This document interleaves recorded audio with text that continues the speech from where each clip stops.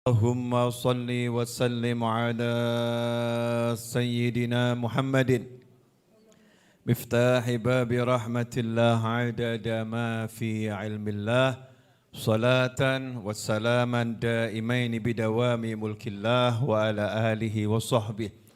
اللهم صل على سيدنا محمد صلاة تفتح بها لنا فتوح العارفين وتفقهنا بها في الدين وعلى آله وصحبه. اللهم صل وسلم على الحبيب المحبوب حبيب رب المربوب. السلام عليكم ورحمة الله وبركاته.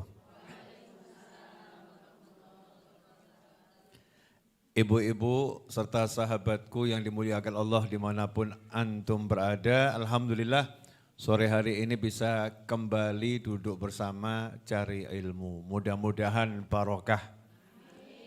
Ya, mudah-mudahan barokah dan membawa keselamatan buat kita dunia akhirah. Pada sore hari ini kita akan kembali belajar balik dari awal. Ya, kembali dari awal, belajar tentang huruf yang menjadi awal dari Al-Quran, yaitu huruf ba. Al-Quran itu ada 30 juz, 114 surat, dan surat yang pertama surat Al-Fatihah, surat pembuka, Ummul Kitab, ibunya atau induknya Al-Quran, yang dikatakan bahwasanya surat Al-Fatihah itu surat yang menjadi syifa, ya, obat, yang menjadi obat, dan diawali dengan basmalah, bismillahirrahmanirrahim, diawali dengan huruf ba. Ya, ba-nya bismillah ini akan kita bahas insyaallah 10 menit, 15 menit, barokah, ya, insyaallah.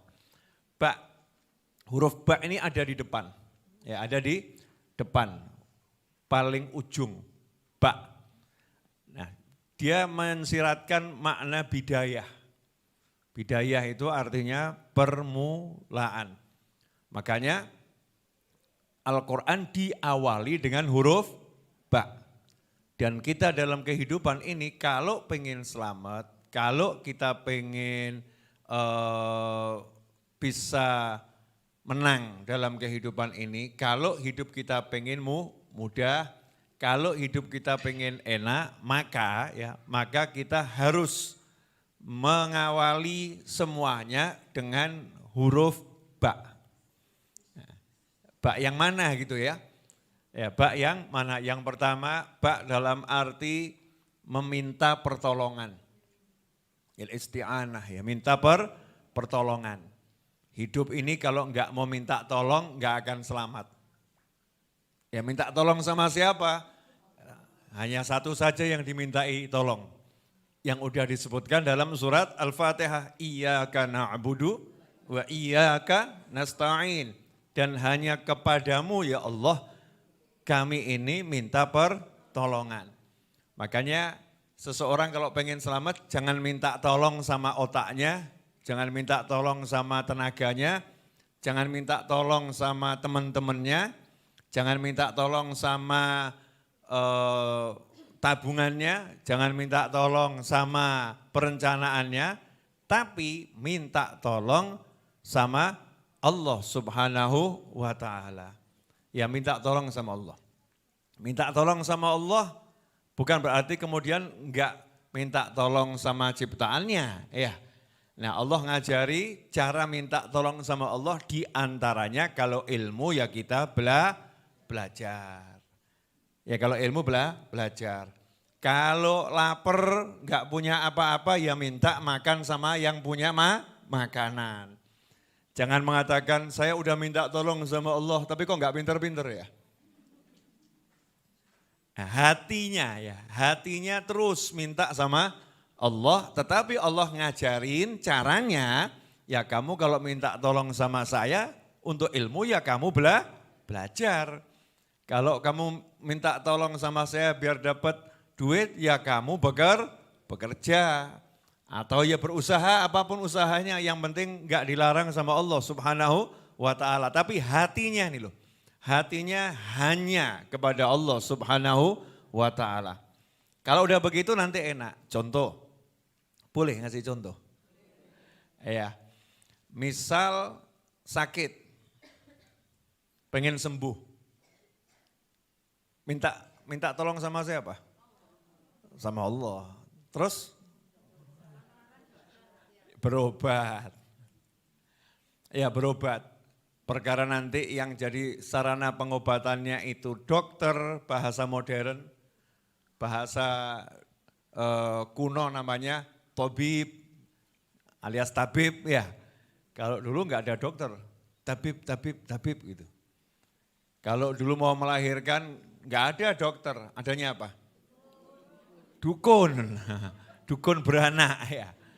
Nah, terus agak belakangan jadi bidan.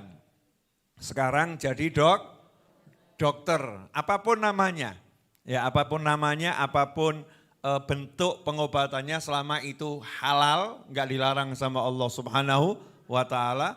Kalau kita lakukan berarti betul kita sudah minta tolong. Contoh Nabi Musa dan Nabi Khidir alaihi wassalam. Keduanya lapar. Kalau enggak makan nyawanya terancam. Masuk satu kampung. Enggak punya uang, enggak punya makanan. Lah biar kenyang gimana? Minta sama Allah, yang bisa ngenyangkan cuman Allah. Tapi fisiknya ya ketuk pintu, tok tok tok, assalamualaikum. Ada enggak yang bisa dibagi buat kami makanannya? Satu kampung nolak. Enggak ada yang ngasih. Ya enggak ada yang ngasih. Cerita ini kita baca terus di surat Al-Kahfi. Tiap malam Jumat, hari Jumat kita pelajari. Nah cuman di situ, jangan gengsi. Ya jangan gengsi. Bahkan berdalil, saya hanya mau minta tolong sama Allah. Ya minta tolong sama Allah caranya itu ya. Caranya bagaimana? Caranya dengan pergi ke pasar, pergi ke sawah, pergi ke kebun, pergi melaut, ya pergi berdagang, ya apapun yang penting namanya usaha seperti, nah ini contohnya sesuai nih, bentar lagi kita masuk bulan Dzulhijjah. Kalau bulan Dzulhijjah itu ada hari raya apa? Ya hari raya kurban ya, Idul Adha.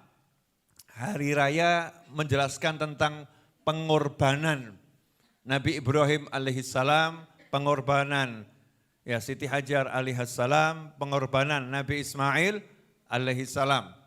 Itu di Idul Adha, bulannya Dzulhijjah. Nah di situ ada satu contoh, ya contoh tentang bagaimana minta tolong. Ketika Nabi Ismail alaihissalam haus, lapar, kalau enggak minum nyawanya terancam. ASI ibunya sudah enggak keluar. Ya ASInya udah enggak keluar. Karena usianya sudah di atas 2 tahun, sudah enggak menyusui juga. Harus minum air, sementara airnya habis. Nah ibunya minta sama Allah, ya Allah beri saya minum yang bisa menyelamatkan saya dan anak saya. Nah tapi apa duduk diam? Enggak, lari, cari. Ya carinya naik ke bukit Sofa. Dari Sofa enggak ada, lari ke bukit Marwah. Di Marwah enggak ada, karena minta sama Allah. Nah ini, ciri-ciri manusia minta sama Allah itu satu, enggak pernah putus asa. Ya kalau putus asa berarti enggak minta sama Allah itu. Pasarnya sepi kok. Saya udah buka di situ bolak-balik sepi. Nah, berarti minta sama siapa? Pasar. Kalau minta sama Allah dia nyantai, mau pasar sepi, mau pasar rame, pokoknya tugas saya pergi ke pasar. Saya buka toko sebagus mungkin, kemudian saya tawarkan sehebat mungkin, masih sepi, ya udah sabar. Yang penting terus dia minta sama Allah, tenang hatinya. Jadi orang yang minta sama Allah tuh cirinya hatinya tenang. Kalau masih kemurungsung berarti belum minta sama Allah itu. Ya kalau kemurungsung, tahu kemurungsung? Kemerungsung itu lawan kata tenang. Kalau tenang berarti enggak kemerungsung. Kalau kemerungsung berarti enggak tenang. Betul kan? Nah, Siti Hajar tenang. Sofa Marwa, Sofa Marwa. Enggak ada kemudian kok galau, kok enggak ada air ya, nanti anakku mati, gimana ini? Terus nangis, stres, enggak. Sofa Marwa, Sofa Marwa. Usahanya dijalankan maksimal. Enggak pernah putus asa. Hatinya minta sama Allah. Akhirnya dikasih enggak? Dikasih. Dikasihnya jauh atau dekat? Di sofa dikasihnya? Enggak. Di Marwah dikasihnya? Enggak. Di mana? Dekat kaki anaknya. Di dekat kaki anaknya dimunculkan air ila yaumil kiamah. Dan air itu menjadi solusi selama-lamanya. Sampai akhirnya gratis dapat makanan, sampai akhirnya dapat teman, sampai akhirnya jadi kota Mekah, sampai akhirnya dapat mantu. Ya dapat mantu itu ya gara-gara air zam-zam. Karena apa? Minta sama Allah Subhanahu wa ta'ala. Mintanya satu hal, dikasih satu tapi mendatangkan banyak. Itu namanya barokah. Namanya barokah. Nah, dari mana itu asalnya? Bidayahnya selalu minta tolong sama Allah. Selalu minta tolong sama Allah. Nah kadang-kadang kita enggak minta tolong sama Allah kalau udah mentok. Ya Allah saya udah usaha. Saya udah mati-matian ya Allah. Tapi sekarang saya nyerah, tolong saya. Loh kemarin-kemarin kemana kamu? Berarti kamu kemarin-kemarin sombong banget tuh. Kemarin-kemarin merasa punya ya, merasa bisa. Sekarang mentok. Kalau buat orang-orang soleh nggak ada kata mentok. Karena dari awal udah mentok. Dari awal mentok, ya Allah dari awal. Yang ada makso bukan mentok. Maksa, ilhah. Ya Allah tolong, ya Allah tolong. Terus maksa terus, ya Allah tolong. Walaupun nggak mungkin, maksa. Ya Allah tolong. Seperti ya Nabi Musa alaihissalam, depannya laut, belakangnya siapa? Fir'aun dan bala tentaranya. Pertanyaan saya, nyerah Nabi Musa? Enggak. Kenapa? Minta tolong sama Allah. Kalla inna ma'ya rabbi sayahdin. Nanti pasti dikasih sama Allah petunjuk. Nanti, tenangnya luar biasa. Nanti, sayahdin. Dia Allah akan ngasih saya petunjuk. Karena minta tolong sama Allah. Nah ciri-ciri orang yang minta tolong sama Allah itu tenang. Nah kenapa bisa tenang? Saya kasih gambaran begini. Kalau tidak dikasih gambaran nanti nggak paham-paham. Nggak dong-dong, nggak nyantol-nyantol. Ya, misal ini. Saya punya kenalan, misal. Sultan dunia. Wes pol-polan ya. Enggak lagi raja, enggak lagi presiden, sultan dunia. Jadi yang menguasai dunia semuanya. Harta kekayaannya terserah yang mau nulis berapa. Pol-polan. Misal ya, kenal saya sama beliau juga kenal baik sama saya, terus menjanjikan kalau butuh apa-apa ngomong aja sama saya. Ya ngomong aja sama saya. Oke, dikasih saya nomor WhatsApp-nya. Nomor WhatsApp-nya, ini ya kalau butuh kirim saja WA ke saya. Saya bereskan urusanmu. Siap, suatu hari saya butuh. Ya saya butuh. Misal ya, butuh ondol, sepele ya. Butuh tangga. Saya kirim pesan WhatsApp, saya butuh tangga. Centang 2 dibaca, enggak ada balasan. Centang 2 dibaca, tapi enggak ada balasan. Iya, oke, jangan khawatir, enggak ada. Cuman centang 2 biru, tanda dibaca. Karena saya percaya sama Sultan dunia tadi, maka saya nyantai-nyantai saja. Dia janji akan bereskan, pasti beres. Enggak mungkin dia akan mempertaruhkan nama baiknya, enggak mungkin. Hasilnya apa? Enggak lama datang tangga. Ternyata datangnya jumlahnya 500. Loh kok banyak 500? Lah kamu enggak sebut jumlahnya. Oh, saya ngasih ya sesuka saya. Wong aku sugih, kata dia begitu ya. Ya, kamu butuhnya cuma 1, tapi saya akan ngasih sesuai yang saya mau. Lah baru percaya sama Sultan dunia, minta tolong sama Sultan dunia, tenangnya luar biasa. Lah sama yang penguasa jagat raya, yang punya semuanya, Allah Ta'ala, terus kita minta masih nanya, dapat enggak ya Allah? Ragu-ragu. Karena itu orang yang yakin sama Allah, yang iman sama Allah, yang percaya sama Allah, kalau minta tolong sama Allah, tenang. Dengan tenang itu selesai, masalahnya selesai. Lah yang buat masalah enggak selesai karena manusianya enggak tenang. Enggak tenang berarti tandanya apa? Kurang percaya. Kurang percaya berarti imannya gonjang ganjing.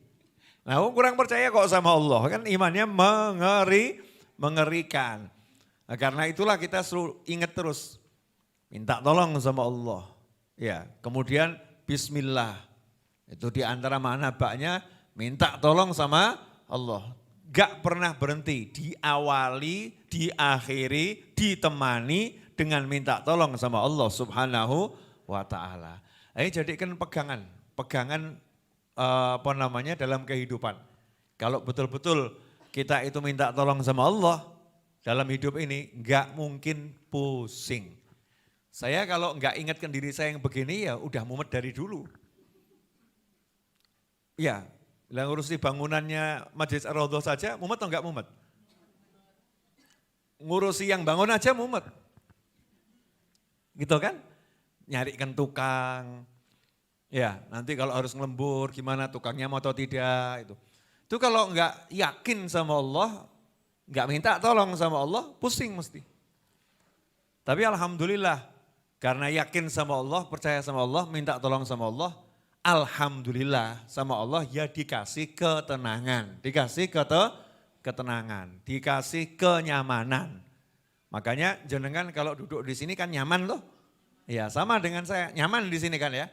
Hatinya tenang. Nah, kenapa? Karena yang bangun tenang, tukang-tukangnya tenang, ya yang ngurusi juga tenang, sehingga jenengan semua juga jadi Nah, ini insya Allah sore hari ini kita belajar satu huruf dulu dan baru bab minta tolong, belum bab barokah. Insya Allah Rebu berikutnya, insya Allah. Ya doakan agar tahun ini saya bisa main ke Mekah, Madinah ya, insya Allah. Pengen berangkat haji, pengen.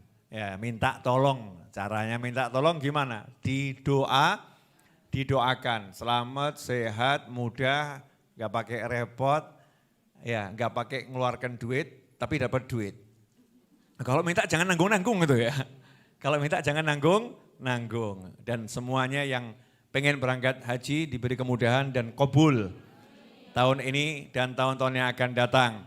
Tanpa susah payah, tanpa masalah. Amin. Ala hadhiniyah al-Fatihah. A'udzubillahi minasyaitonir rajim. Bismillahirrahmanirrahim. Alhamdulillahirabbil alamin arrahmanirrahim maliki yaumiddin. Iyyaka na'budu wa iyyaka nasta'in. Shiratal mustaqim. Shiratal ladzina an'amta 'alaihim ghairil maghdubi 'alaihim waladdallin. Amin.